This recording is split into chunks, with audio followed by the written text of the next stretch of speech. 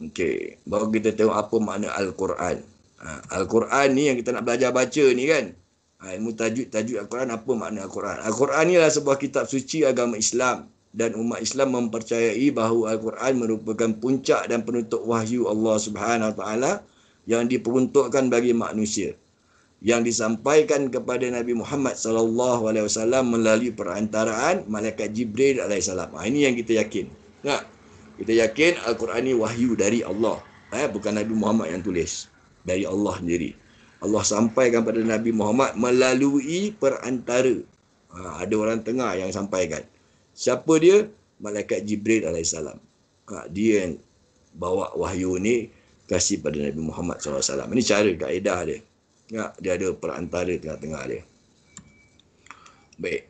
Al-Quran ni berasal daripada perkataan bahasa Arab yang dikenali sebagai Qara'a.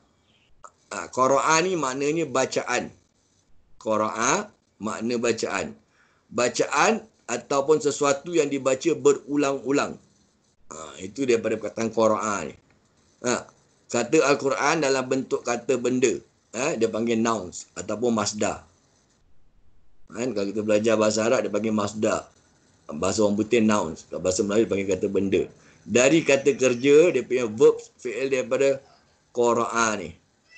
Qaf, Ra, Hamzah. Qara'a yang bermaksud membaca. Tapi kalau dia taruh satu lagi Hamzah kat depan, itu kata perintah. Jadi bacalah. Jadi Iqra'. Qara'a, Iqra' sama sebenarnya. Cuma Iqra' ada kata perintah kat depan. Dia tambah lagi satu Hamzah kat depan ni, alif kat depan ni, jadi Iqra'. Bacalah. Itu dia suruh kita baca. Dia bilang duduk sama duduklah. Berbeza. Dia makan sama makanlah. Makanlah maknanya dia suruh kita makan. Jadi kalau dia bilang Iqra', bacalah. Allah perintah kita untuk baca Al-Quran ni sebenarnya. Baca dan kena memahamilah. Bukan sekadar baca saja, tak faham pun tak guna juga. Sebab saya dah bilang tadi, kalau setakat baca saja tak faham, pun tak membawa apa-apa makna lah. Maknanya kalau kita setakat baca saja, kalau tak faham, apa nak cakap tadi, berkakak tua pun boleh baca. Berkakak tua boleh baca tapi tak faham. Sebab tu kita kena faham kenapa kita kena belajar baca Al-Quran ni tadi. Okey, maknanya dia adalah satu kitab dari Allah SWT yang suruh kita baca. Kerana apa? Kerana daripada pembacaan inilah kita dapat ilmu. Ini penting. Sebab setiap ilmu ni, dia akan melalui pembacaan. Kalau nak belajar ilmu agama Islam, kena baca Quran. Kalau nak jadi doktor, kena baca buku-buku perubatan. Baru jadi doktor. Kalau nak jadi lawyer pun, kena baca juga. Baca buku-buku perundangan. Semua ada dia punya konteks pembacaan. Sebab pembacaan ni adalah sumber segala hukum. Sumber segala ilmu yang kita dapat melalui pembacaan. Maknanya pembacaan ni penting.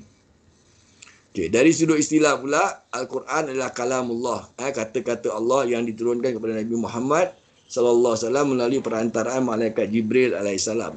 Sebagai mukjizat. Ini mukjizat ni kelebihan. Yang something, nak cakap apa mukjizat ni, extraordinary thing lah. Dia kadang-kadang benda yang mukjizat ni nampak macam ganjil. Itu namanya mukjizat. Kalau tak ganjil, dia bukan mukjizat nama dia. Mukjizat ni satu kelebihan lah. Extraordinary thing. Ditulis dalam mushaf dan diriwayatkan secara mutawatir dan membacanya adalah ibadah. Nampak tak? Baca Quran satu ibadah. Maknanya ibadah yang apa? Dapatlah ganjaran pahala daripada Allah SWT.